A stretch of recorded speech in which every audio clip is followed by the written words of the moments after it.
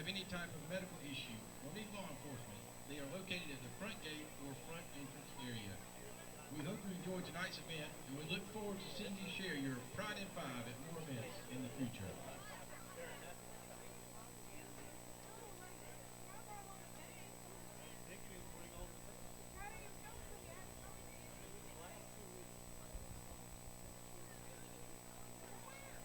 Your captains for tonight's game, for Chapin, number 73, Kai Washington, and number 76, Noah Benson. And for Irmo, number 1, Aaron Brand Jr., number 3, Telvin Smith, number 15, Xavier Montgomery, and number 52, Damaris Ray.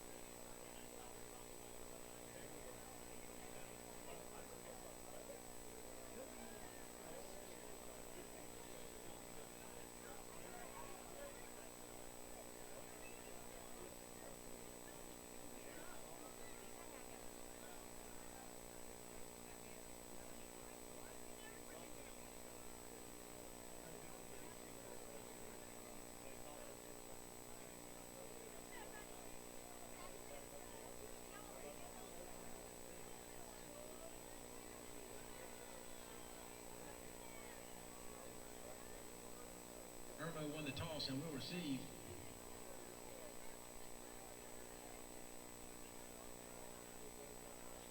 At this time, fans, please rise. Gentlemen, remove your hats for the playing of our national anthem.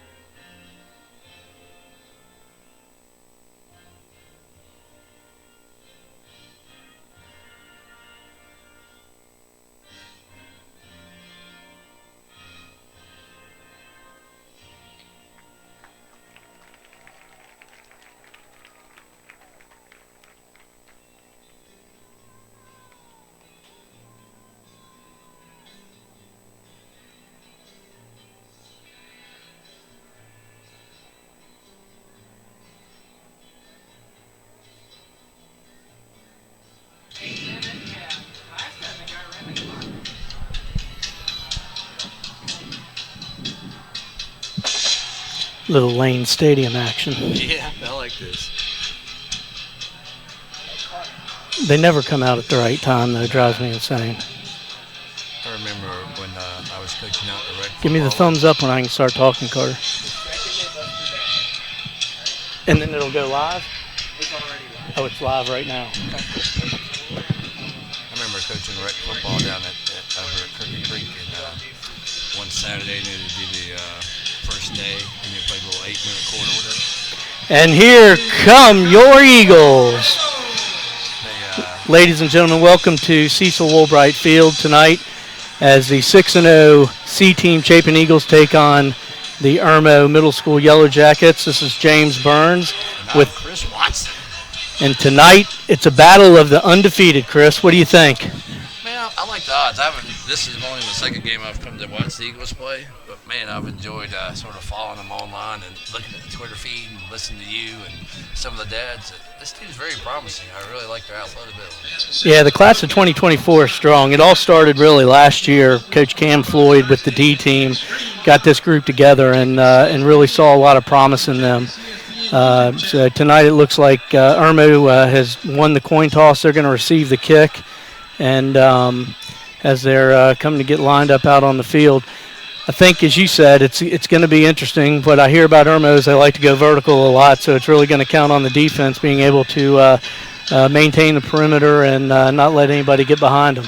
Right. I think you have to educate me a little bit, James, but who on the defensive side of the ball, who are some guys that sort of stick out every week in and week out? So on the defensive side, you're going to be looking for number 45, Brogdon Ambrose, number 44, Brian Rosales, number 58, Hayden Burris, number 92, Xavier Garmany.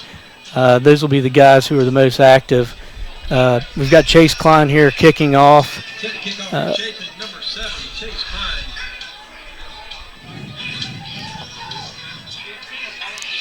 What do you think about the bright shoes? Yeah, I mean all the kickers have to have the bright shoes, don't they? It's a kicker thing. It's a kicker thing. And they're lined up, folks, for the kickoff, and we're off. Ball gets past number 3 for Irmo, Kai Fennell. He's heading to the outside. Chapin, number 67, gets his hands on him. Ephraim Timmons. Ephraim is a good defensive line player, good play, as the Chapin defense comes out now. First down, Irmo. I think, Chris, we would also be remiss if we didn't tell the viewers who we have running the camera tonight. It's pretty special, right? Yeah, it's great to have. I guess in these days times, if you refer to QB1, I guess that's your starting quarterback. We just have the fortunate opportunity to be sitting beside this team. Roger Padroni, the starting quarterback for the Chapin Eagles. All right, and Irmo's lined up. They got one out wide. Looks like they're going to have one man in the backfield. It's a deep set. And they're going to go for the pass. Oh, good play there. Pass complete. That was the play was made by tackle made by number 31, Connor Smith. There's a flag on the play. Number 58, Hayden Burris on the stop. Flag on the play. It's like Chapin Eagle Club night, Chris. We also have Jared Dawsey as the PA announcer. Chris Disdale's running the music. I mean, That's right. looks like the flag is against Irmo. They're going to back him up. So on the coaching staff standpoint down there, James, who we got calling the defense? So the defensive coordinator is none other than Coach Mark Dragg, a Clemson University graduate, football player at Clemson, no doubt.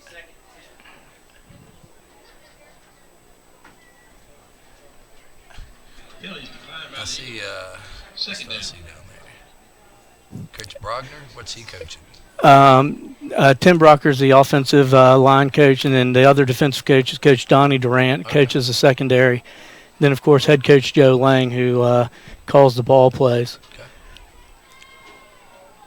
Irmo lined up with 2 wide. As I said, they like to throw the ball. They're going to go for the run. He moves it back up to the middle, and Xavier Garmany right there for the stop. You've been good so far. Your 2 guys that you named on defense, 2 of them have already made a play. So you've done your homework. I think right there what you see is Zay is actually pretty big for a linebacker, but I'll tell you, he's fleet of foot, and he will get in the backfield quickly. And James, I have to give a shout out to Jason Klein with Balfour. He just texted me. He is sitting on I-95 watching the game on his phone. All the way on I-95. I love it. One of our great sponsors, Jason Klein of Balfour. All right, lined up again with 2 receivers, 1 in the backfield. Go with the handoff. Reaching high, we got to get down on that He reverses field. Going to the wide side. Let's see if 32 can shut down the corner. Nope. Blocking the bat. Ball is loose and out. The ball is loose and out. Brogdon Ambrose, number 45, I think, helped knock that ball out, along with number 32, Tyler Jones.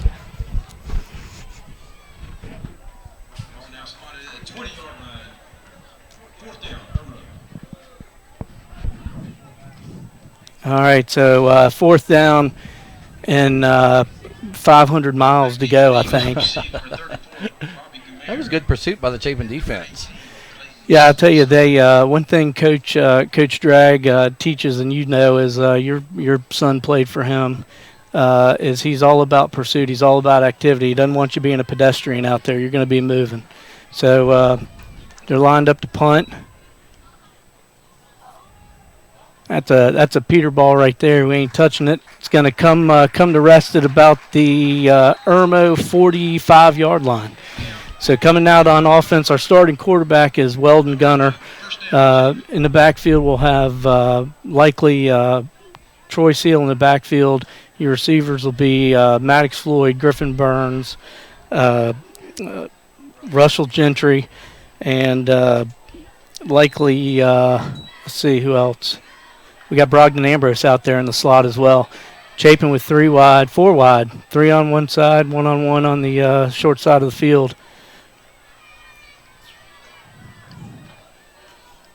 It's a bad snap, and Weldon Gunner is able to recover the ball. I'll tell you a quick story about Mark Drag. You mentioned about being around the ball. Mark said when Danny Ford came to recruit him, Mark said, "Why are you recruiting me?" He's like, "Well, watching film. Maybe back in those days, you didn't have huddle accounts. You just had film." He said, "I'll see you always in the frame." Keep going. So it doesn't surprise me that Mark always wants someone in the frame.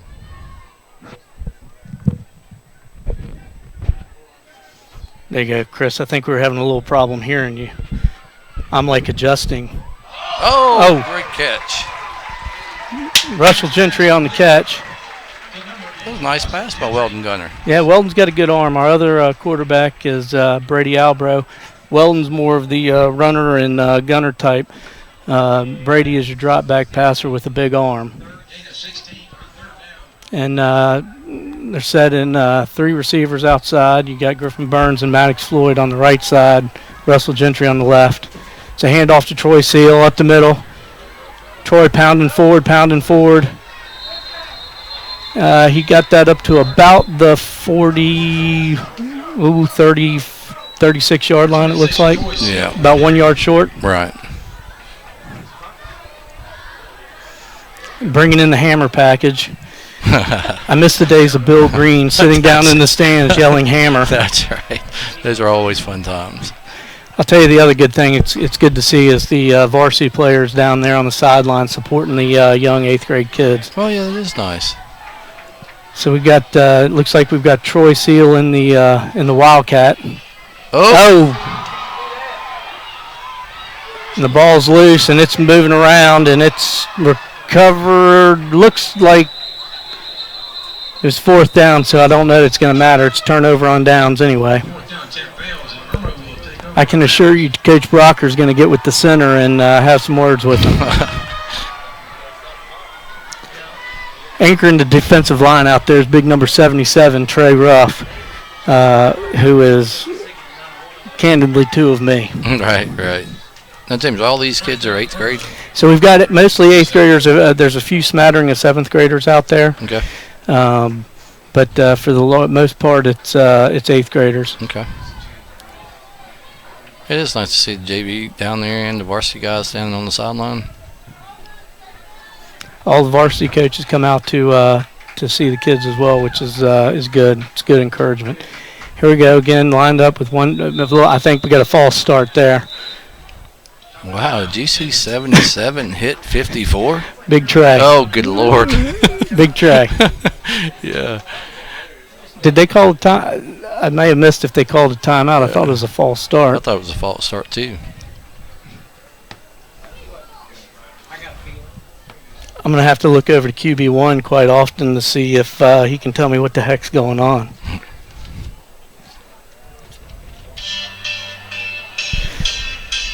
Chris, I think one of the great things that we have, I look over at our school board and I see that all of our anchor sponsorships are covered this year. We're very blessed with Pepsi, Palmetto Bone and Joint, Great Southern Homes, Generations of Chapin, MSA, and of course Stokes Trainer, who do a lot of great things in supporting the Chapin Eagles. Yeah, it's phenomenal the support that we have here in regards from banner sponsors to people just joining on the membership level to the school board sponsors. So it looks like they must have called a timeout prior to the snap.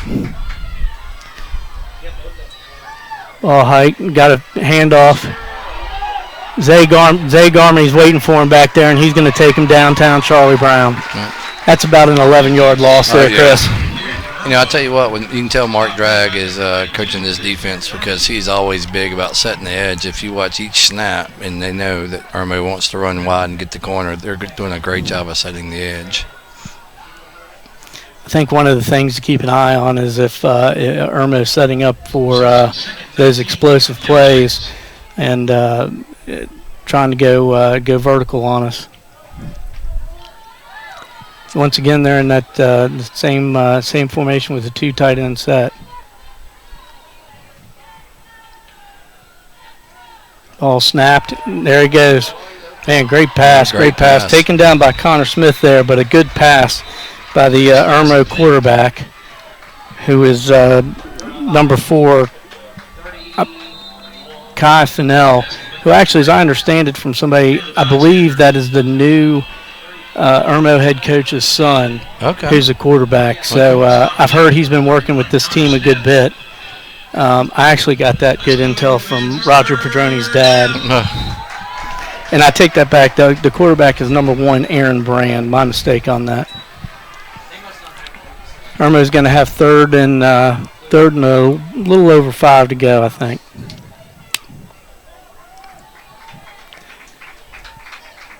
Again, it looks like they're running the same formation. The DBs are up. They're going to press a little bit on man coverage. And he's going to keep the ball himself. And there he is again. Xavier Garmany in the backfield. Wow. Yeah, I don't think they're going to get the edge on the left-hand side or the right-hand side.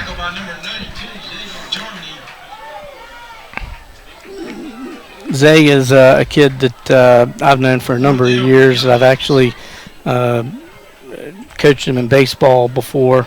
Great kid. Mom and dad, Lamont and Tara, wonderful people. And so Zay's really coming to his own this year. So they're back to punt. We've got Clayton Sondergoth. And it looks like we've got Bobby Gumer back there as well. Ball's up. And Bobby's going to field it, and he's going to go with it. And he's tackled at about the 38-yard line. That was a nice return. It's not often you see him field a punt in traffic like that. Oh, no. I would have been waving my hand like it was nobody's business. Yep, that's all right. A little quick note, Weldon Gunner wears number 2. And I've known Weldon since he was in diapers, I guess. And he said he wears that number in tribute to my son, who was number 2 for many years here at Chapin. So. How about that? Yeah. All right, we got 2 set in the left, 1 on the right. Boy, a dicey snap again, and it just gobbled him up in the backfield. Troy Seal was gobbled up in the backfield. Got to get that snap down, Chris. Yep. James, what's our specialty on offense? You seem to think that Irmo likes to stretch you out and throw deep and sort of spread it out. What's our claim to fame on offense? Well, I'll tell you, we've kind of we don't go vertical that often. We'll hit the edges a lot of times out of the slot or out of the backfield. Okay. And we'll Coach Lang will look and take his shots. We'll sometimes run some slants over the middle. A lot of times it's. We've gotten into games where we've run the ball a good bit, and so I would say we're somewhat of a mismatch. Right. But we certainly try to spread them out. It looks like. Okay. Well, looks like that in the first quarter.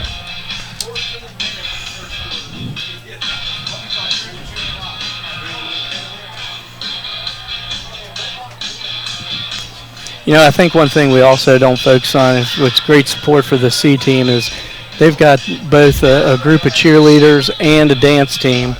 And I'll tell you, there aren't many schools where you can say that you've got both of those things. That's got a great crowd. I wish we could get a shot of the crowd here. Yeah, that's pretty intense. Yeah. Now, I'll have to make that announcement and head to the concessions at halftime. I love it. If you haven't, we appreciate all you guys viewing online, but if you ever get an opportunity to come see a home game of any sort here at Chapin, it's an experience. It's not only just to get your ticket and watch the game. Ball snapped, faked, and we're going deep. And it's intercepted. That play took a little time to develop and got a little air under the ball, and that ball was intercepted by Irmo. Right. Number 4, Chapin Middle. Nice pass, just got a little bit too much air and too much, like you said, too much time in the air. 28-yard line, first down, Irmo. I think our receiver may have ran the wrong route. I think he was supposed to go to the outside, and instead he hit the hash. Irmo comes out. Now we've got big Kai Washington, number 73, anchoring the defensive line. I would be willing to tell you Kai is probably pound for pound about the strongest kid out there. Pressing on coverage with the DBs. Ball snapped, and they're going vertical. Oh, they're going vertical. There you go. Pass is incomplete for looks like for number 3 for Irmo, Telvin Smith. But I'll tell you what, young Mr. Brand has got an arm on him. You can normally see these kids who's got dads as player coaches. Mr. Padroni here, Roger's dad. Sean's been very active in the coaching ranks through the years, and they're typically students of the game. I see Coach Brian Thomas and Coach Jody Hitman Haltewong are there making fun of the commentators tonight. I think really they're making fun of QB1 up here. And again, we're back set, 2 tight ends. Ball snapped. It's going to be a handoff. Brogdon Ambrose staying home like he's supposed to, like Coach Drag teaches him when takes him down. I'll tell you, I had Brogdon played for me 2 years ago. Our defensive coordinator was Gary Reinhardt, who you know is the father of Graham and Garrett Reinhardt. And let me tell you, he took Brogdon and just made a beast out of him.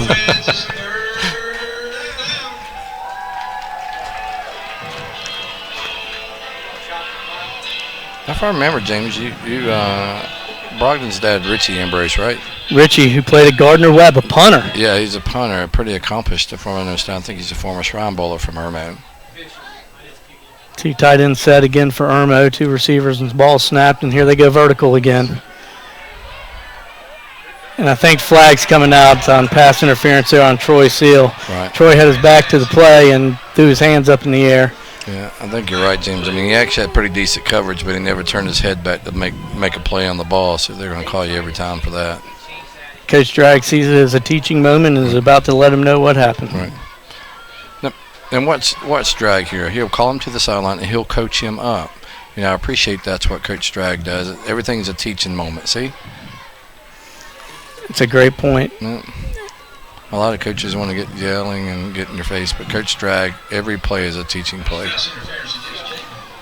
You know, I'll tell you last year when I had the opportunity to coach with the D team, Coach Cam Floyd took the same approach, which is, look, if we make a mistake, it's an opportunity to teach them, let them know what they did wrong, and to do the right thing the next time. Right.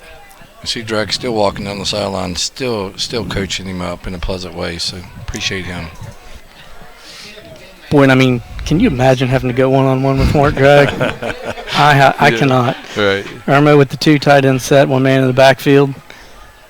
Ball snap's going to be handed off. There he is, Xavier Garmany. Man. Xavier Garmany, Brogdon Ambrose, and Brian Rosales. Tackle again by number 92, Xavier Germany. No, is Xavier 8th grader? James? Zay is an 8th grader. Okay.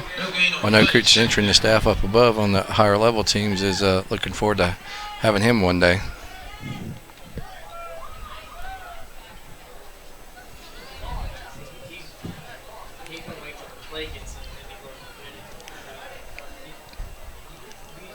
You know, it is amazing when you think how many people are here tonight for an 8th grade football game. I mean, this is a pretty stout crowd. Yeah, it's a great crowd.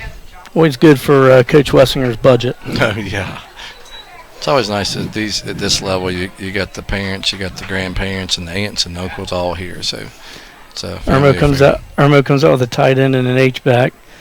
They go with the fake handoff, and number one, Brand's going to keep it himself. Goes around the edge. There's Brian Rosales to take him down, but Irmo's going to get a first down on that run. And if you see in that play, I mean, they sort of set that up. You know, they looked like they were going to spread us out and come wide this side, but then they ran a counter back to the other way, and we just sort of over pursued. It's one of those things that at this age, it's hard for to when you tell the kids to stay home. Right. They're looking to go to the play and want to make a play, and. Right. And you pointed out earlier when you said the Ambrose kid stayed at home, that didn't happen on that play going the opposite direction with the player on that side. So Irmo again with the same set here on offense. Looks like they're changing the play at the line.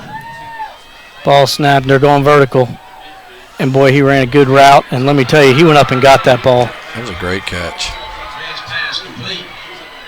It wasn't bad coverage either. No, it was just a well-thrown ball, very well-placed ball. Right.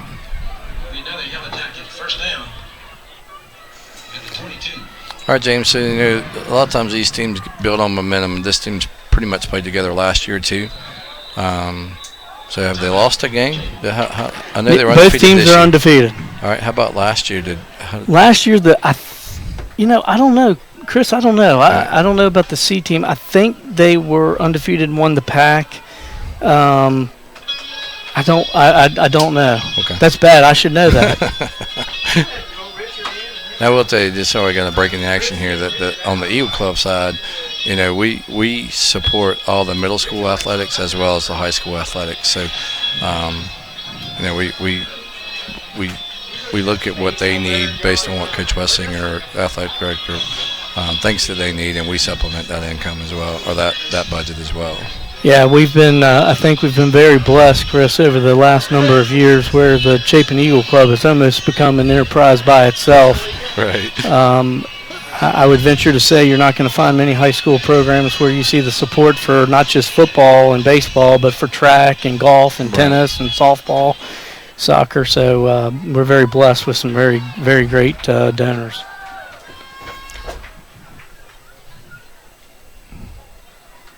Ball snapped. Number one, Brand's going to keep it again, and he is a shifty little guy. He's going around the edge. Zay Garmany got his hands on him. I don't know if he got the ball to break the plane. It's going to be very close if not. James, you're right. That the quarterback from Irmo is shifty. He throws a good ball. Runs well in the open field. I think they marked the ball at the 1.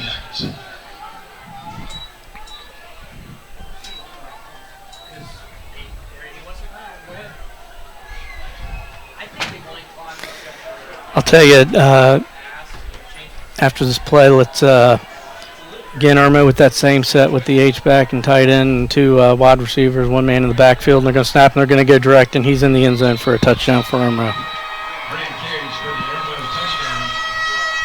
That was a nice drive by Irmo there. That was a good drive. A little mix of running and passing. Nice drive.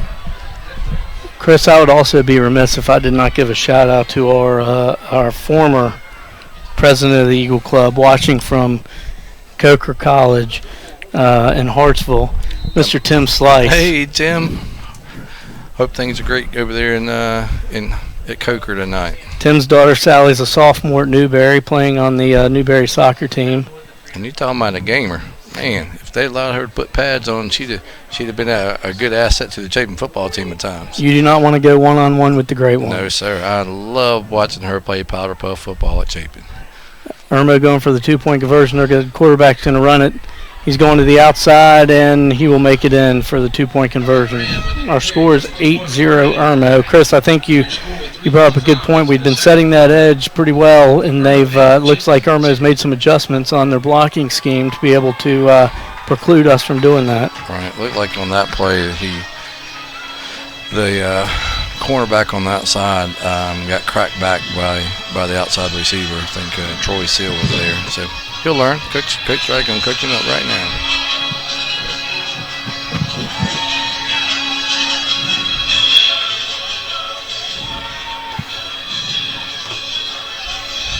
James, have we had an opportunity to run one back this year on the kickoff? We haven't yet. I'll tell you, most of the kickoffs, Chris, are not long kickoffs, but they are often a worm burner. It looks like they got a big number 58 or number 50, Bryant Ham kicking off. A lefty, no doubt. Boy, but holy moly. Nice kick. Boy, and that one's going to go in the end zone for a touchback. That was a serious kick. You don't see that often at this level.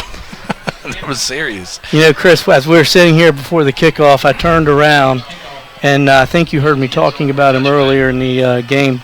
Gary Reinhardt, a former member of the Chapin Eagle Club board, former defensive coordinator of the young Chapin Jets, who were the ICRC league champions, has joined us here in the press box, and a coach to many of these kids on the field. I mean, I told them earlier that Coach Gary was going to be here today, and that gets them very jacked up.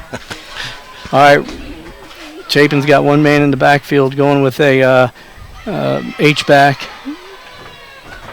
And they got him to jump. Good job. Good discipline right there.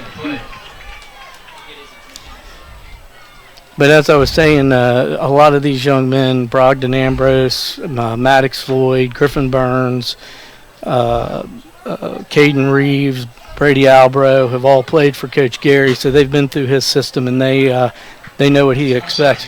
The other good thing about having Gary as one of your coaches is he's a magistrate in Lexington County, so you always have to appear in bond court before him if you get in trouble. That's right. And he had a son. He had two boys, Graham and Garrett, that played here at Chapin. That's right. Troy Seal on the run. It's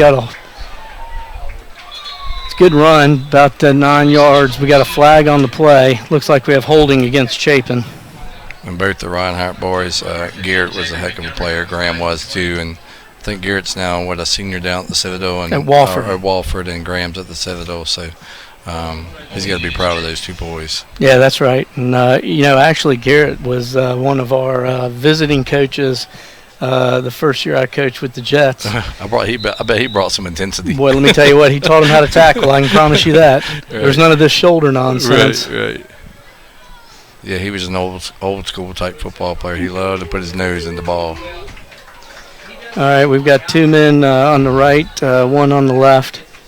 Maddox Floyd in the backfield, Clayton Sondergroth in motion. We're going to go with the jet sweep, and he's going to stop in reverse field, and that's not going to work. Irmo is in the back of the backfield. You got to keep going forward. All right. Number 18, Clayton Sondergroth on the carry. I think right there, James, if you saw the pursuit on that, I think if you come back to that later and maybe fake the jet sweep and keep the quarterback come back to this wide side of the field. Play action to the wide side, get him to roll out this way to the right and go vertical down the field. Right.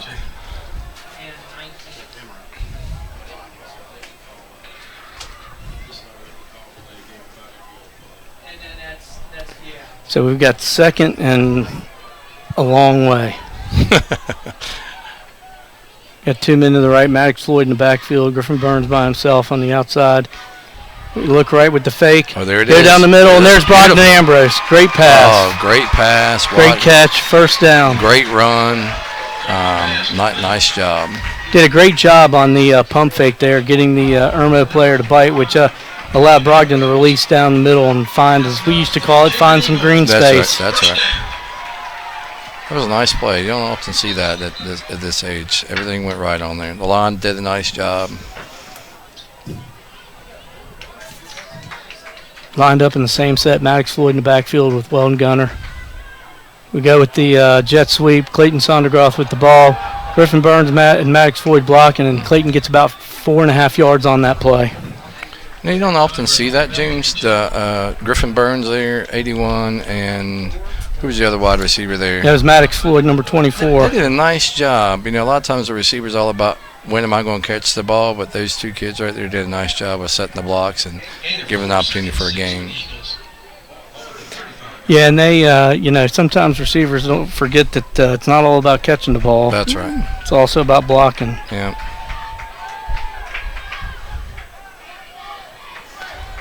There we go. Ball's incomplete. Pass in, Maddox Floyd incomplete there.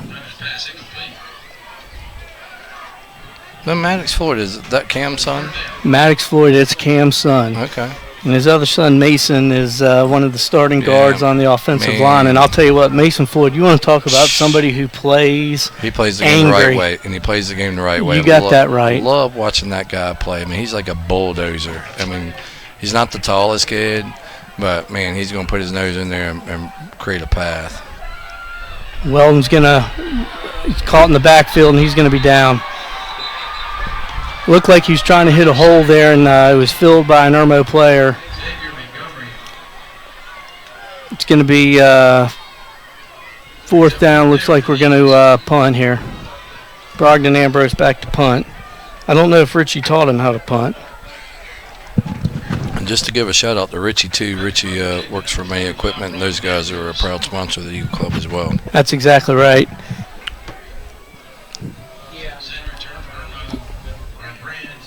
Oh, and it's snap. Brogdon's able to get the ball. Good punt. Good punt on the ball. Great. Chapin needs to get on the ball and quit watching it. It's going to be down at the 49-yard line of Irmo. It's a great recovery by Ambrose on there. A lot of punters sort of panic in that situation. He looked very calm, picked the ball up, and had a nice kick.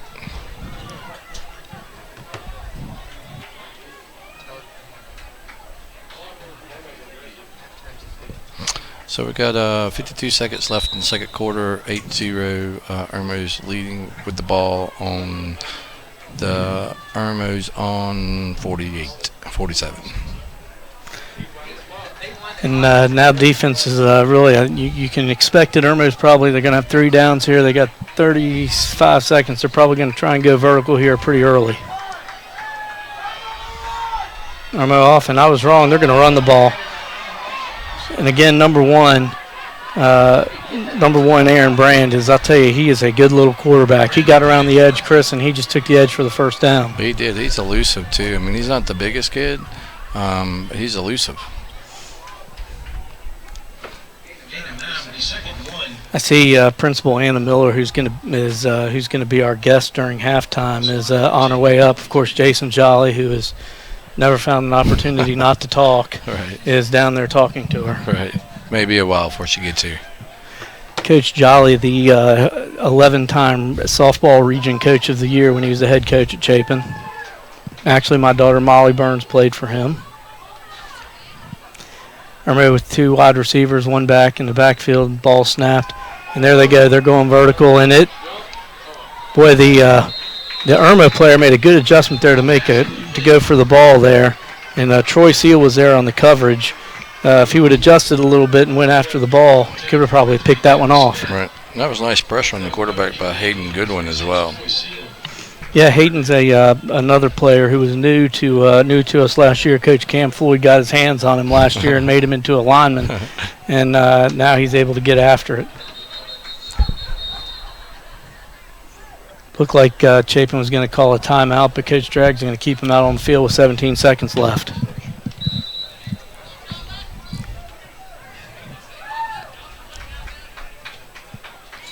Ball snapped, and there goes Brand running it again, and we're getting the hands on him on that first contact, but the guys are reaching for the shoulders, and that's allowing him to get some more yards after the run rather than getting him down on first contact. Right. So I think Irmo called timeout. 11 seconds left in the half. The one nice thing is, Chris, it actually feels like football weather today. It does. It feels great out here. Now, James, what would you do here? We got, first down? Is it first down? 1st and 10 from our 38, 11 seconds to go. You go conservative and go prevent defense, or you bring pressure? Or? Well, I mean, bringing pressure, I don't know that that's gonna really get us much. But you got to put. I think, look, Mark Dragg's always going to put pressure on the quarterback. You can always believe that. So I think though you got to be, a lot of passing is also timing, and I think if you can interrupt their timing at the line of scrimmage and press coverage with the DBs, I think that may be able to interrupt things a little bit. I agree. We saw, actually, of all things, Carolina did that pretty successfully this past weekend against Georgia. And congratulations to the Gamecocks, too. If for those that don't know me, I'm a big Clemson fan, but I do appreciate the Gamecocks and what they did this past weekend. That's a big win for them. So it looks like Coach Judd, they've got 3 receivers, 2 to the right, 1 to the left.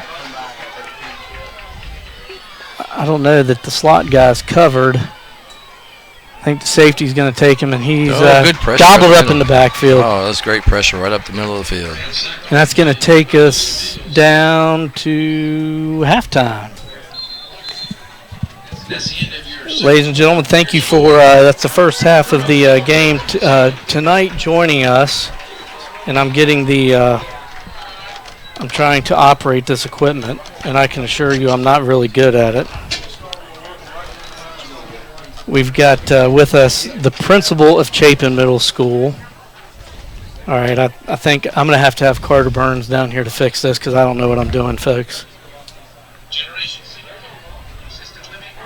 All right, and we're hot. All right. Hello. Good evening. Hey, Miss Miller is here. Anna, thank you so much.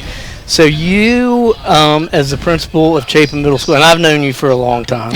Yes, Chris has known you you've had all of my children, both of Chris's children. So that's right. We've known you for a long time. Tell us what's going on at Chapin Middle School. What's the exciting things happening this year? Absolutely. So we are growing every year. We're excited.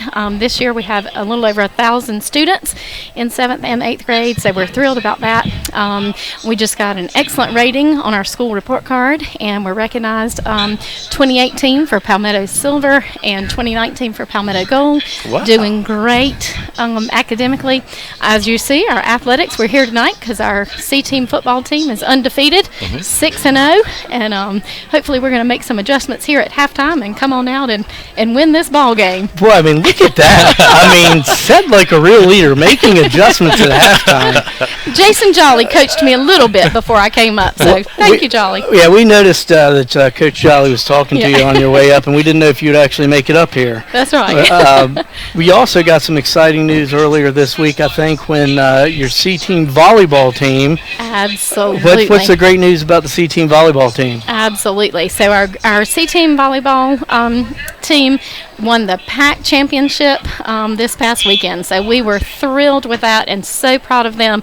We had a Jeans Day at school today to celebrate our volleyball win of the PAC championship and to encourage our guys to do well tonight. And our cheerleaders and dancers are looking good out there too. I know Chris and I were talking earlier in the broadcast about when you look out here and you see that this is a C-team game and there are hundreds of people tonight at the game to support these kids. That's what Chapin's all about, right? Is this town comes out to support student athletes, academics, the arts. I mean, that's just something we always see. We couldn't live in a better community with more support from our parents and this community. And I'll tell you, a shout out to our school faculty and staff too. We did our annual tailgating tonight before the game. And for the first time ever, we ran out of food. We had so many faculty and staff members here. So we are thrilled about that. And for them to see these guys play and the cheerleaders and the dancers perform, it's just an amazing feeling. Well, and I'll tell you one of the other exciting things at Chapin, I was a little forlorn initially about this, because we had a great academic advisor for CSPN here at the high school. Yes. But you hit a home run with your hire for the assistant principal of instruction. Can you talk to us about Stephanie Huckabee? Absolutely. So we are thrilled to welcome Ms. Huckabee to Chapin Middle School. She has just hit the ground running and done an incredible job already. She's one smart lady, I'll tell you that. And, all the students, I've got several people a little upset with me because she was supposed to be their English teacher or their public speaking teacher or whatever at Chapin High School and to continue with CSPN. But we are thrilled to have her at Chapin Middle. She truly is, our motto, our slogan is respectful, responsible, remarkable, and she is remarkable. We are very fortunate to have her. Yeah, we are, and Chris and I were commenting earlier about just the students now. These kids are so much more advanced than I was when I was in 7th and 8th grade. I mean, if you put it in an analogy of like playing with toys, I was playing with rocks and sticks, Right. And these kids are computing at an age much more advanced Coding, and learning. computing, yep. A lot of your kids are leaving middle school with high school credits, right? That's exactly right. That's exactly right. They can earn high school credits in world languages, in computer technology, math, and English. So there are many, many opportunities for them to do that. Yeah. Well, and I think we'd also be remiss if we didn't talk about, we've got a great superintendent in Dr. Christina Melton, Absolutely. and we've got some very supportive members of our school board, our school board chairman, Robert Gant, and they have been very good about supporting Chapin and understanding that we're growing out here, That's right. and our needs are increasing, and they're helping us to meet those needs. Absolutely, all the time. Very, very supportive. We are truly fortunate in this district to have a board like we do, who is so supportive and understanding and communicates with us, and wants to know, what do you need? And we're going to help you get that, whatever it is that you need that's for the best interest of these students in this community. We're going to do that. And Dr. Melton, we just can't say enough. I love her hashtag Pride in 5, and we have so much to be proud of here in Chapin and District 5 for sure. Well, and I'll tell you, where it's just a very exciting time right now to be in Chapin. It's an exciting time to be in District 5, to be in South Carolina. We're very blessed, and look, I think we may need you to go down to the sideline and start calling some ball plays. We may need to get the visor out, like the old ball coach style, and have you go dial up some ball plays. Well, Coach Jolly was telling me something about a high-low and something about a post corner, so we'll do. But I'll tell you, we do have a secret weapon down there on their sideline tonight. I don't know if you've seen him or not, but Mr. Dale Whitson is down there on the sideline. Our with former the boys. assistant principal, Mr. Dale Whitson, who is for many years was the PA announcer for our C team, and actually a really good golfer too. I've played golf with him, and he is a really, really good golfer. It's great having Dale back on campus, and you've got a great nucleus of administrators and staff, and so it's great that y'all come out here to support these kids. This is what it's all about. That's it. Miss Miller, thank you for joining us. You are the best. We love Thank you. you. I actually personally also, Chris and I both know Miss Miller outside of school, and she is a friend, but she is also somebody who we are very, very blessed to have as one of our leaders in Chapin, and very blessed to have her in District 5. So thank you for joining us. Thank you so much for inviting me. Have a great evening. Thank you. Go Eagles.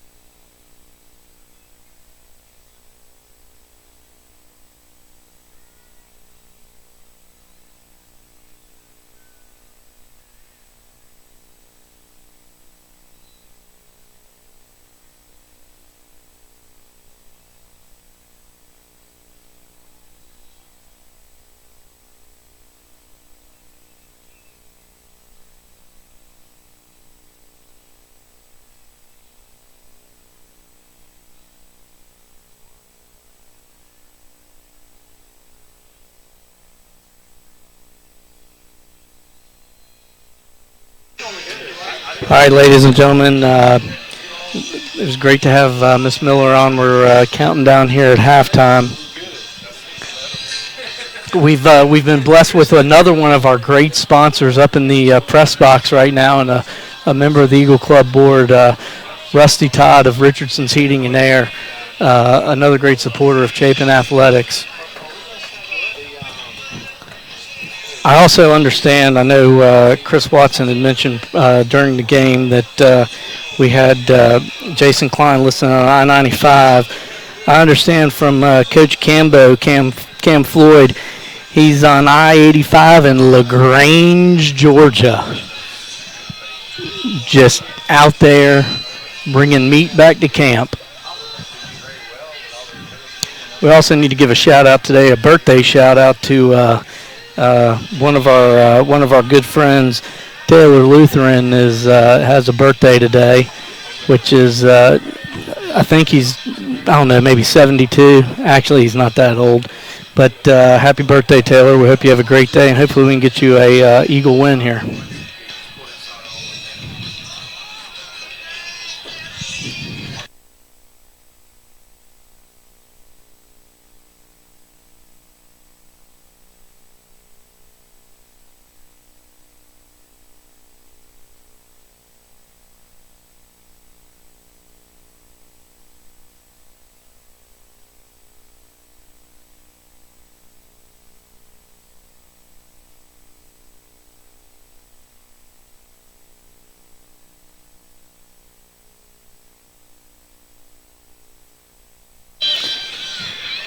Ladies and gentlemen, while we've got about a minute left, joining us briefly, I'm putting the headphones on him, QB1 himself, number 5, Roger Padroni. Mm-hmm. Roger, who y'all got River Bluff this week? Yes, we do. And what do we think? And we gonna throw some wrinkles in? Trying to. It's an important game, for the region. A lot of, just not us, but the rest of the region. This will have a big effect on how that shakes out. Well, I'll tell you, Roger, you've been the starting quarterback now for 3 years, mm-hmm. I believe, and it's your senior year. As you go into your senior year, how you feeling as you finish up your high school campaign and you look to the next phase of your life? Well, like the last couple years, I didn't really, think about, the relationships that I've built, because there's always next year, and now, we're getting towards the end. It's the football stuff isn't as, what makes it great, being in the locker room with your boys, that you're going to be off to college or whatever that you're going to miss. You can't replicate that anywhere else but high school football. I've enjoyed watching Roger. I've known Roger. He was actually the quarterback on my son's Pop Warner team, and so I knew his dad and knew his athleticism at a young age, and it's been fun to watch him grow, or watch you grow, Roger, as you've gotten older. And this year, the thing I noticed most about you over the last 3 years is your composure in the pocket. And when you have to come out of the pocket, you run the ball with authority. And when you go, I think someone along the way, we got to teach how to slide. You don't mind taking a big hit. Well, I mean, he likes contact, doesn't he, Chris? Yeah, I like it. It kind of, when you look at your quarterback, taking shots, it kind of it lets the team know that. You're with them, but I don't want to take too many shots. I got to protect myself. That's right. I tell you, you've had a great target to throw to this year, number 8, Xavier Shorten. You all hooked up a number of times, and it's been a thing of beauty to watch. Yes, sir. Well, tell us a little bit, Roger. Watching you over this season particularly, and last year too, lots of close games. Yeah. And you don't seem to get rattled in that close game. No, I just, focus on doing my job. It doesn't really, I think pressure is, something you put on yourself in a moment, fourth quarter is the same as first quarter, still football, still stuff you practice, still the same team. I just try to go out and execute and just, not focus on the score, how much time's left or whatever, and see if we can get it done. And more times than not this year, when it was on line, we figured out a way to pull it out. Yeah, you've done a great job, and I've really enjoyed watching. I'm sure all the Chapin fans and Chapin community have ever appreciated you guys making the move up. You once wore an Irmo yellow jacket uniform. Yeah. So we're appreciative that you're in Chapin blue and being here at the Chapin. Great to be here. Yes, sir. Well, thank you. Roger, thank you for joining us, buddy. Yes, sir. And thanks for running the camera, because if anybody was just watching that, it was a complete disaster, me trying to do that camera.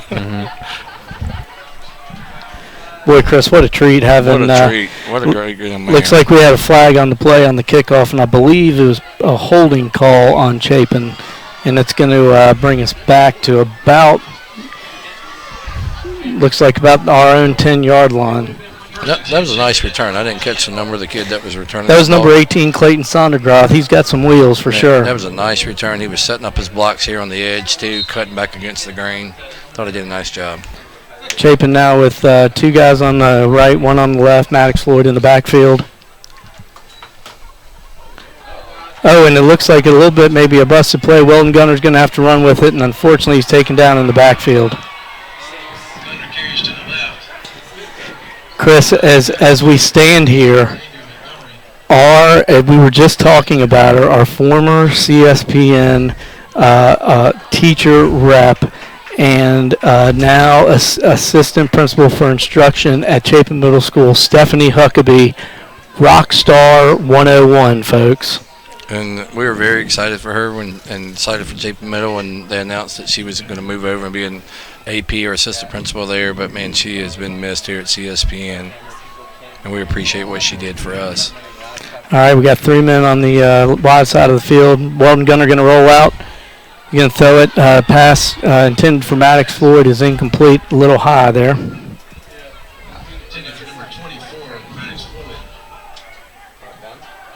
Notice that Weldon Gunner, he actually throws the ball pretty well on the rollout. Throws it on the run.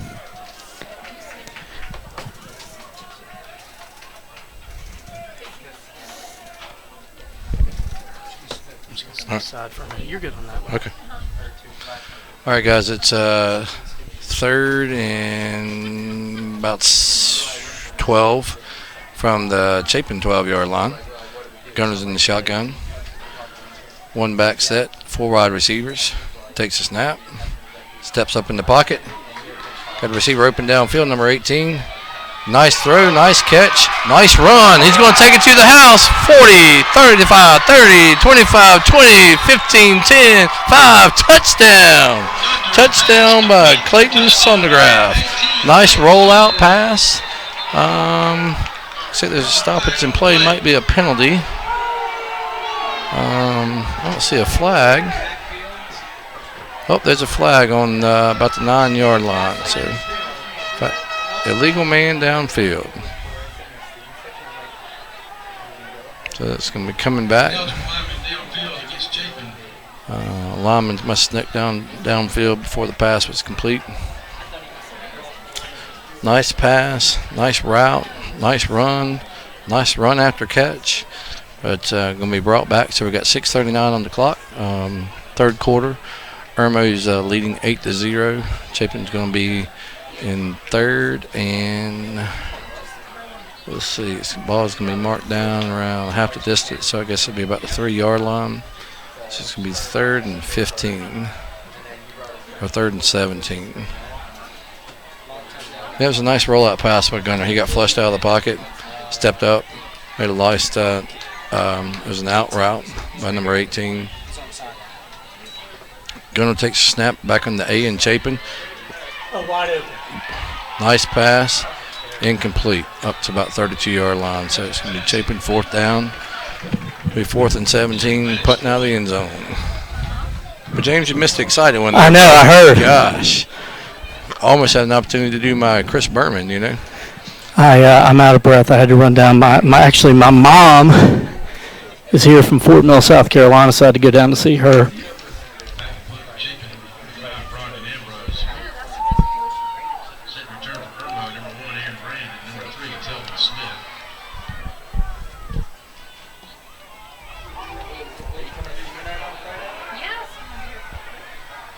That was a nice punt.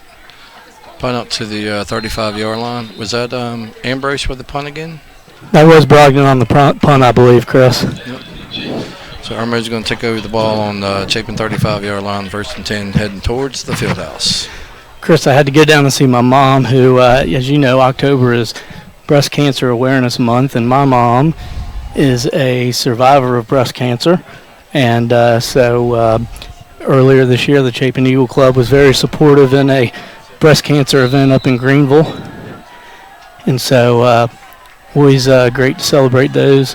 who've survived that disease. It is. It's amazing the support that American folks and probably around the world during the month of October wear a lot of pink in support of recognition of that. And I'm glad to see your mom made the trip down.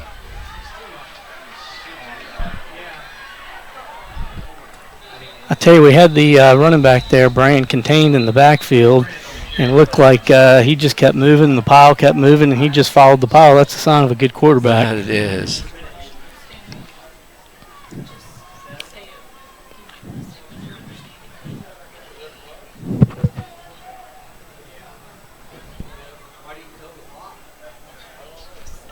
So it's going to the ball is going to be marked down.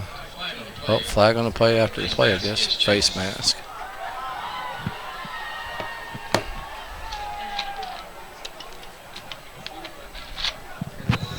I'll tell you what, the rest tonight, they like the laundry, don't they? They like the laundry, that's right.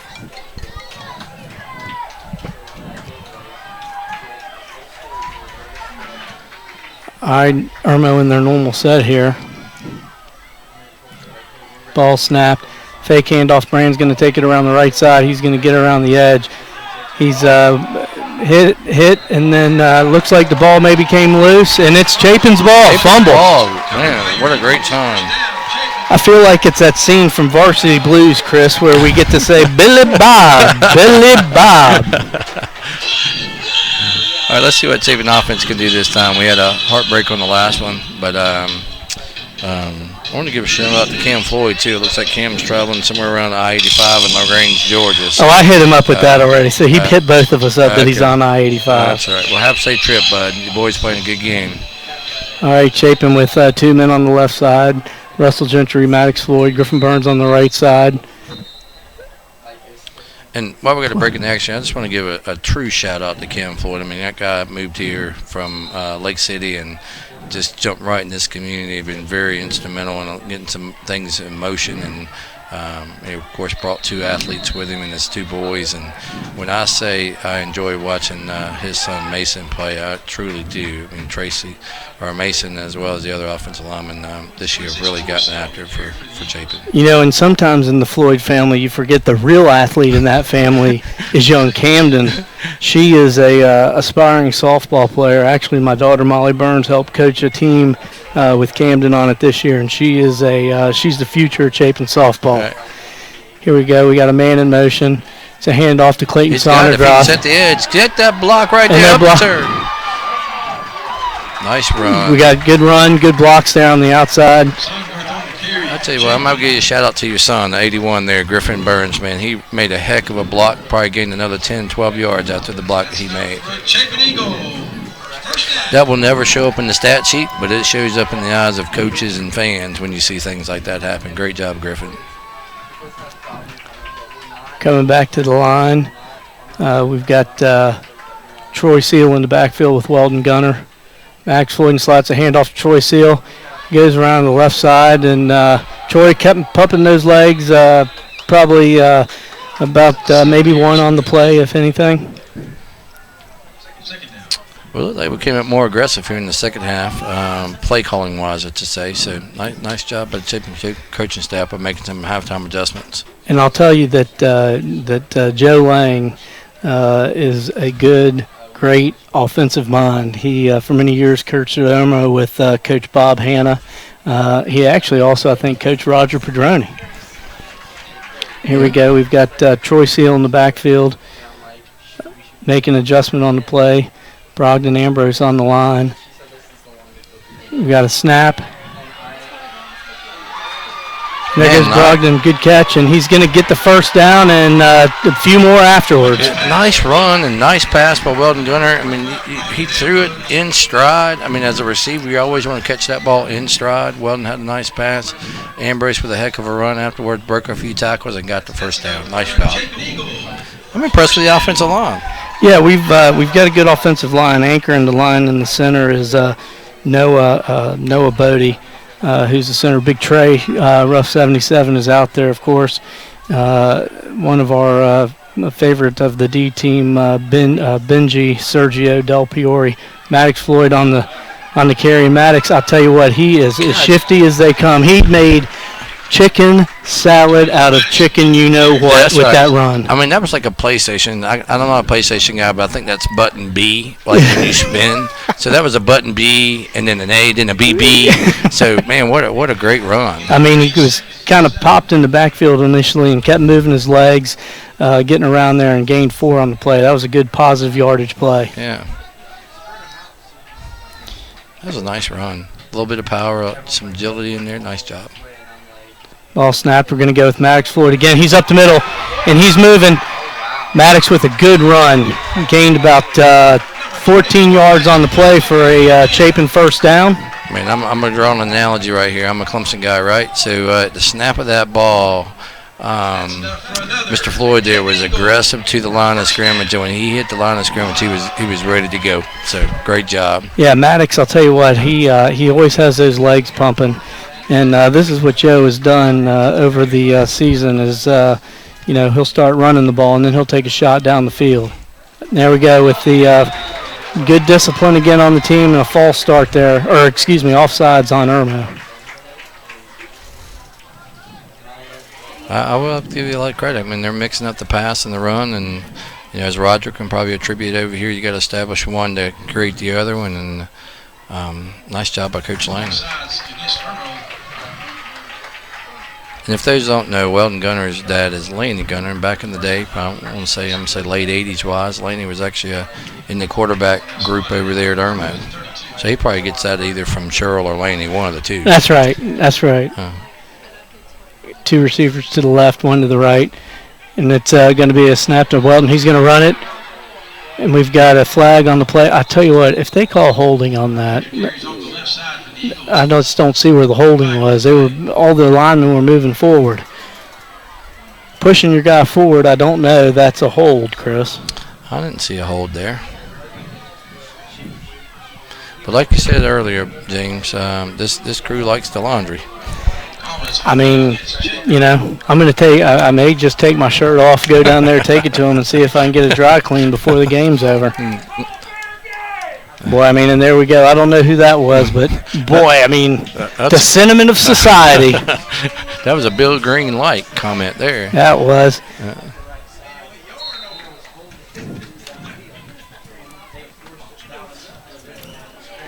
We were talking about Coach Jason Jolly earlier. Coming in at tight end is his son, number 83, Bryce Jolly. We got Maddox Floyd in the backfield. Clayton Sondergroth in motion. Turns upfield and just runs into the arms of a waiting Irmo defender. That was one where he probably could have extended that out a little bit. Look, you always want him to get north-south instead of running east-west, but if he could have extended that out this way a little bit more, the edge was set. He had blocking outside by Griffin Burns, and he probably could have got some positive yardage there. Right.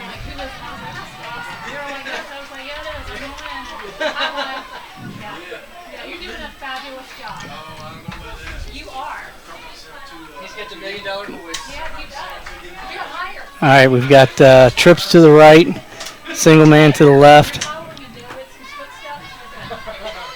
Oh, man, he's wide open there in the middle of the field. Weldon Gunner's going to run the ball. He throws it deep and, just overthrown to Troy Seal on the wheel route. Yeah. He initially had Russell Gentry there in some green space. He was behind the linebackers and in front of the safeties there on the hash. He also had the other receiver on the outside, open in green space on the hash. Chapin with a timeout here, coming up on a long 3rd and 14. See if what Coach Lang dials up for him. James, I was impressed in that. When Gunner got flushed out of the pocket there, he knew where the line of scrimmage was, and once he decided to make that pass, he squared his shoulders through the line of scrimmage and actually made a nice pass down a little strong on it. But I was impressed with what he was able to do there. Yeah, he did a good job. Extended the play out there. Went to the left and still behind the line of scrimmage and got that pass down the field. Right. So what we got playing on the board right now is some of our primary sponsors. Once again, like James said earlier, I'd like to thank the guys at Pepsi Chapin Middle joint, bone and joint here. That's the new orthopedic center here in Chapin. Great Southern Homes, a new sponsor for us this year as well. Generations, long-time sponsor. Great support from Tim and his family. MSA, Christy and Wayne Jeffcoat family, thank you for your support. And then also always is Stokes Trainer. So if you're out needing a vehicle, right, make that short drive up to Newberry and purchase something from Joe Trainer. All right, we got snap trips to the right. We got a wheel route. He's going deep down the field, and there's nobody there. It's intercepted by Irmo. I don't quite know who that ball was intended for. I'm not sure. I wouldn't. Let's see if we can. Was that third down, James, or was that fourth down? That was third down. Third down. So the defense is back out on the field. So we can get us another turnover and get a short field here. You know, as we look at our defensive line, we hadn't mentioned Hayden Burris' name much. He's been very disruptive in the backfield this year, and also at linebacker number 95, Ben Stogner, son of Coach Scott Stogner. Well, what number is Hayden Burris? He's 55. He's here on the right end. Okay. Plays blown dead before the snap. There's a little discussion. 58. 58's Hayden Burris, yeah. I think that's Debbie and Scott Burris' son. That's exactly right.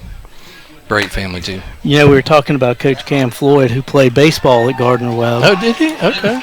Long-time number 9. Oh. Number 9. Okay. Cam Floyd. Okay. I just heard Jared Dawsey, our PA announcer, talk about get your last set of nachos. I may make a run for it. All right, and here we go. There was a penalty there on Irmo. Ball snapped, and they're going to go to the right side again with that run by Brandon. He cuts it back up the middle, and he is running. He is moving, and there he comes to the Hayden Burris taking him down on that play. I'll tell you, Chris, what he does is he gets there to the outside and then cuts it back up the middle, and there is a hole there for him every time, and he's working his way through that hole. That's right. So what we did on that play, the defensive line or outside linebacker did a great job of setting the edge on which had been the left-hand side or the wide side of the field. But once they set the edge, the backside support, which would have been your backside defensive end and your backside linebacker, didn't feel there. But he's a great athlete, man. Not everybody knows to cut back. And cover the gap. Yeah. All right, and we come to the end of the third quarter. Our score is still Irmo 8, Chapin 0. All right, James, I'm going to call it. You know, it's 8-0. This is similar to a varsity team, varsity. So we got a cardiac pack. The Philly Cardiac Kids. That's right. That's right.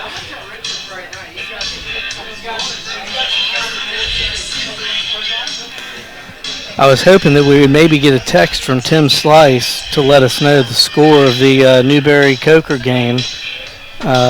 So maybe he's still listening, maybe he's not. I was hoping we could get a score update. You know, the other thing we should mention, Chris, is last night was or 2 nights ago was the region's or the state swim meet. Okay. And you know, we've got a great swim team. Well, one of our Eagle Club board members, Richard Oots, does a great job in helping us get the support for that team. And I believe tonight the swim team's having their banquet at tonight. I think overall the girls were 12th, and the boys came in 8th overall. It's a handoff to for Irmo in the backfield, and he's got some opening. He's taking it to the outside. He's got some speed, and Chris, I don't know that we catch him. That's a touchdown, Irmo. That was a nice cuts by that particular. I'm not catching his number. I'm not seeing him. I can't see Irmo's numbers very well. Maybe my eyes are bad. Chris, you just had a birthday, didn't you? Aren't you? You're older than me. You just had a birthday too, Burns.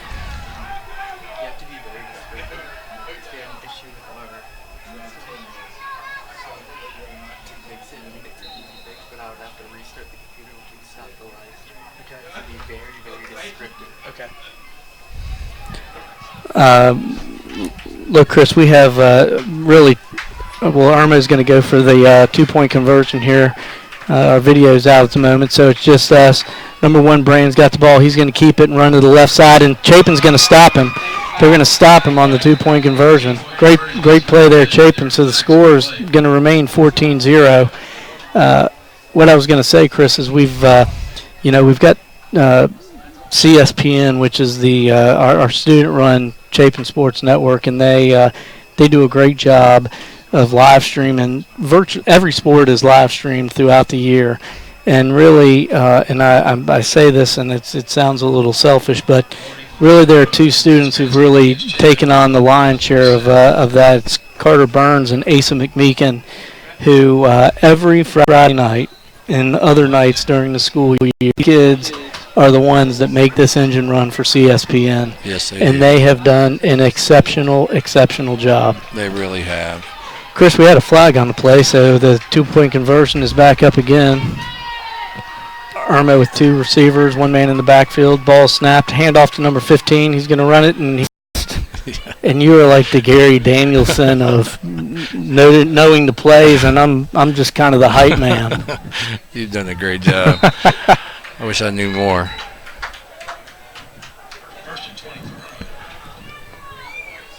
All right, Irmo now with first and a long 20. Got the clock's ticking down. We're at about 6 minutes, so we really need to pin our ears back here and see if we can get a turnover and get the ball back. I'd look for Irmo to take a shot down the field. They got a bit of a mismatch just on the bottom side of the field. I'll tell you what, they false started, but they're not calling it. So handoff to number 15 in the backfield. We reach for his shoulders. Got to get him down around the belt, Chris, on that tackle. Yep, you can't run if you ain't got any legs underneath you. So we're tackle a little high on that one. And I'll tell you, they had 2 guys, the 2 tight ends down there on the left side. I mean, it looked like they were dancing the merengue. They were moving so much in the backfield. But I guess, maybe the ref, the white hat there, didn't see it. Right.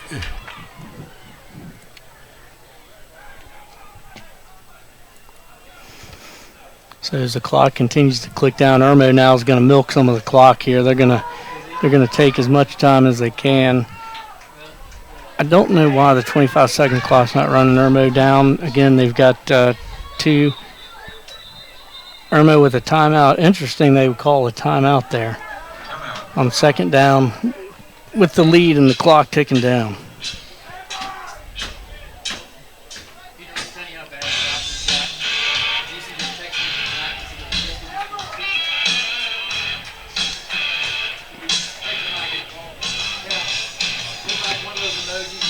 I'll tell you see the coaches down there. Coach Drag, you pointed this out earlier in the game, Chris. He is always coaching. And I'll tell you, Mark initially earlier in the year decided to step away from coaching football, and then Coach Lang had convinced him to come back and coach these youngsters. As you know, his middle son, Jacob, is a member of the Wofford football team, a great defensive end here.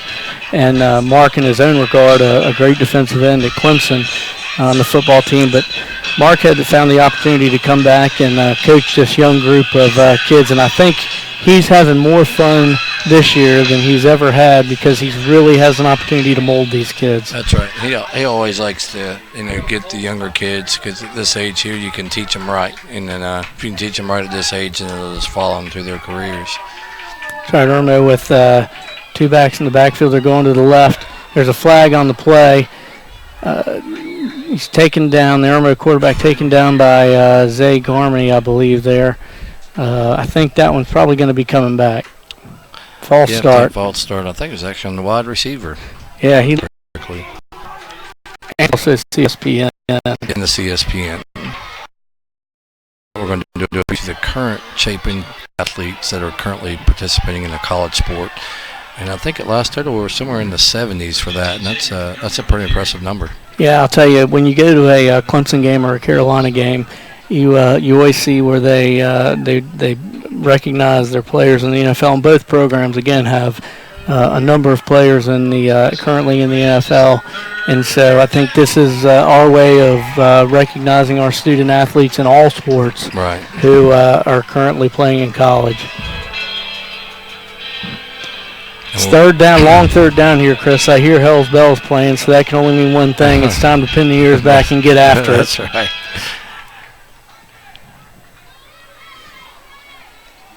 Again, Irmo looks like they're milking that clock, but I don't see the 25-second clock running, so I don't quite know what the White Hat's doing down there. Yeah, I don't know what he's doing down there. And we get a long whistle and a timeout for Irmo. They obviously see the importance of getting this first down.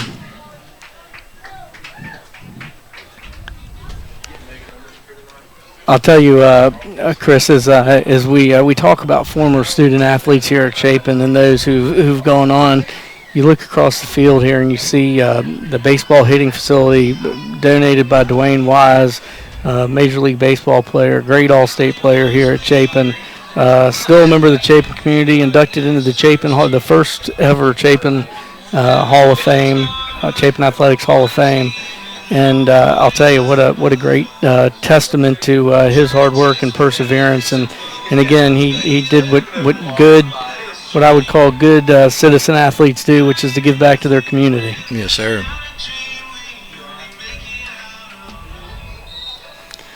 All right, we're back from the timeout.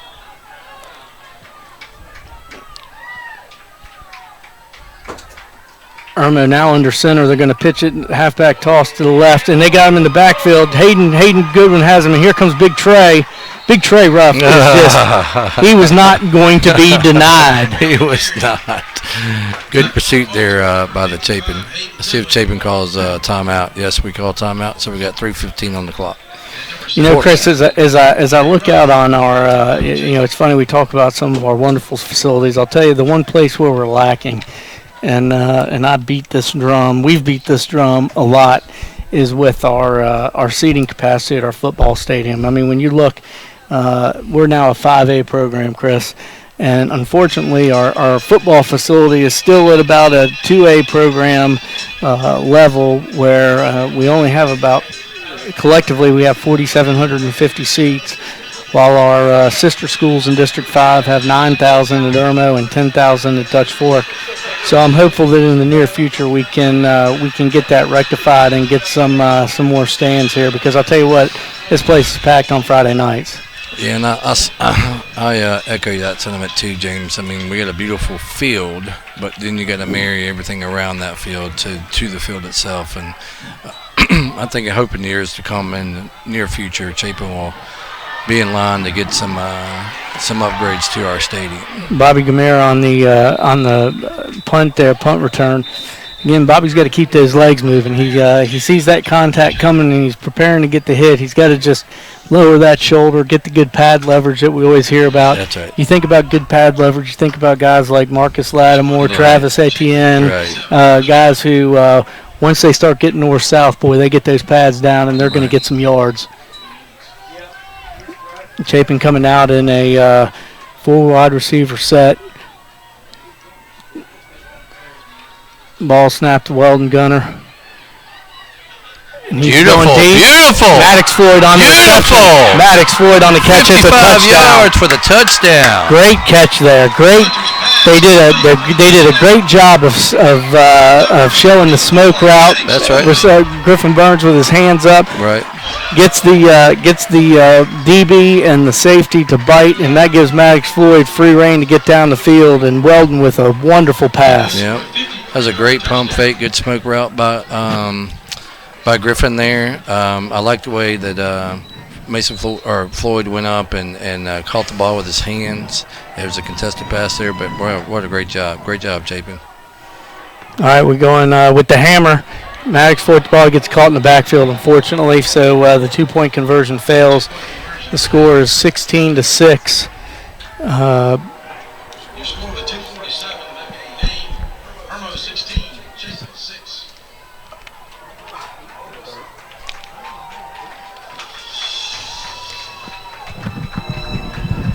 I'll tell you what, we got big Chris Tisdale on the music tonight, and let me tell you, he's like a DJ scratching records down there.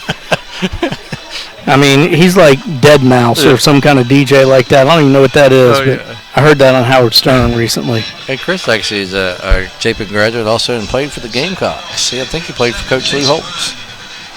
And if you see Chris, he is a formidable individual. You would not want to meet him in a dark alley. All right, James, what are we doing here? So, Chris, I've got to tell you, if this is me, you can kind of see how Chase has got it lined up. I don't see that Irmo's got their hands team out there, but you should expect an onside kick here. Right. The important piece of this is get that sucker to go 10 yards. That's right. See if we can get the big fortunate hop here. Good pop up, good pop up. Ball's loose. Oh. Man, sorry to yell in the ear there. No, that's okay. Yeah. That was a good job. You got that nice pop up off the ground. Yep. Hit off the chest of the Irmo player, but for them, fortunate for them, they recovered.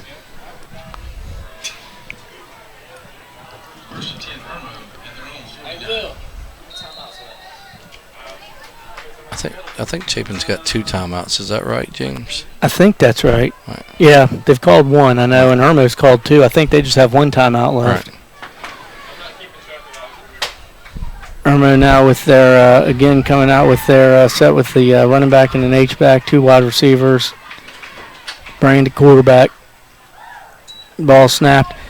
It's a fake handoff. Brand's taken to the right side, and he's shifty. But, boy, I'll tell you what, Hayden Burris saw him. He stayed home. Hayden Burris came off that block, Chris, and, I mean, he got his hands on him and took him down. Yes, sir. That was a nice pursuit by him. It should be holding on Irmo. Yeah.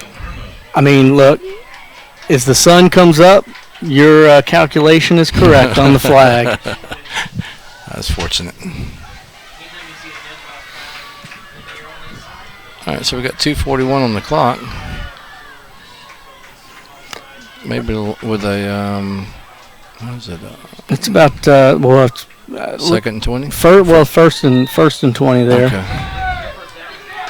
Rain coming down. I'll tell you, I think they need to get 2 first. I hear Jason Jolly screaming. Yeah, I hear his voice too.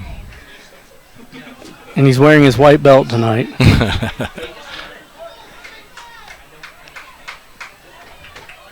Irmo is milking the clock down. Ball snapped. It's a handoff to the right side. He cuts back. We got hands on him, and then there, again, Hayden Burris getting off the block, staying with him, getting his hands on him, and then bringing him down. Yes, sir. The 2 Haydens there, Hayden Burris and Hayden Godwin, both had great pursuit on that one. And I don't quite understand what they're doing clockwise here. I mean, Coach Lane called a timeout probably 15 seconds ago, and this sideline ref over on our side, I got to tell you, not ideal. James loved this song. Do you think we can do a little rendition here? Do some karaoke? Little Steve Perry action and Journey. Oh yeah.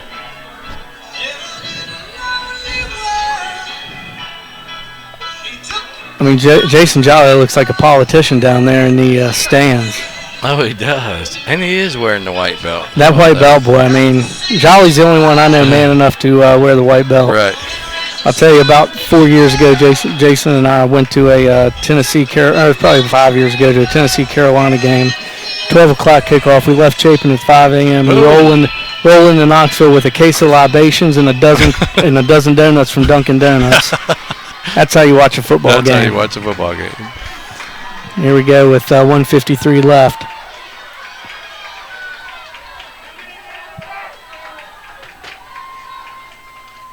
Irmo with the snap. They're going to run to the right. Got a lead blocker, number 4, but big Zay Garmany's in the backfield, and he has taken him down quickly. Right, sir. Nice play. You know, we've talked about this all night. You give Mark Dragg time, he is going to make adjustments. Right. And he has made the adjustments now. Let's just, I hope it's just not too little too late as the clock continues to tick down. We're at 1:31.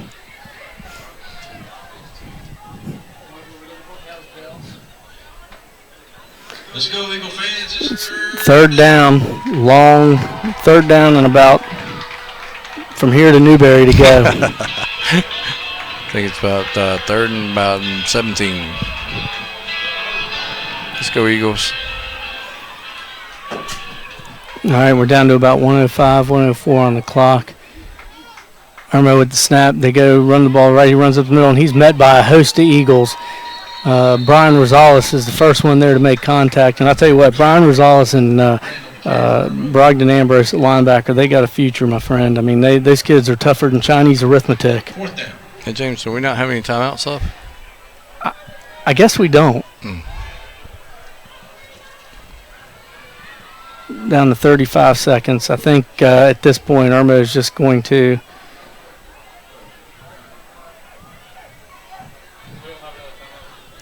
Fourth down. I mean, in all our other games, we run a 25-second clock. Right. We at least got to punt it. Not they're going to take a 5-yard penalty. It's been over 25 seconds, or getting close to 25 seconds. And they took the penalty. Delay a game on the call there. Smart move by their coach. 6 seconds left. I don't know that the math will ever work out, even if we run this one back, Chris. That's right. I'm no mathematician, but I can't get that to add up. My gut tells me what they're probably going to do is they're probably going to. Looks like Coach Dragg's bringing most of the starters off the field. It's a handoff. Running to the right. He's got some room. There's Brian Rosales taken down, and unfortunately we've turned into a pumpkin. The time is up, and Irmo wins this one 16-6. Tough loss for the Eagles. It was a competitive game, a great crowd, and I think they gave it their all. Had a couple tough breaks earlier, some penalties, unfortunate penalties, but it's always good to see good sportsmanship, though, James. Regardless you win or lose, it's nice to be able to shake your hands and welcome the competition. That's right. I mean, one of the things that I think Coach Gentry tries to impress on all the football teams in his program is that we're not only here training to be good football players, but to also teach them to be good citizens and to make the right choices and right decisions. So, tough loss tonight for the Eagles. Chris, this has been fun. It has been fun. I mean, we may need to do this again. I may need just to look for a game. I mean, we may be already off the air. But Chris, thanks for joining us tonight. Like I said, folks, it's always nice when you can have the president of the Chapin Eagle Club up here and out here supporting our young team. So, Chris, thank you for being here. This has been fun. It's been a lot of fun. Thank you, James. And we will, until Friday, tomorrow night, the JV team will be on the road against River Bluff. And then later this or Friday night, River Bluff coming across the dam. I've heard that the pregame speech is going to be given by me. Really? So I can assure you there may be some dirty words, but the thunder is coming. Thunder is coming. I'd like to be in that locker room hearing that speech. I'm sure it'll be great. All right, ladies and gentlemen, thank you for joining us tonight. We're going to sign off. Take care. Thank you, guys. Go Eagles.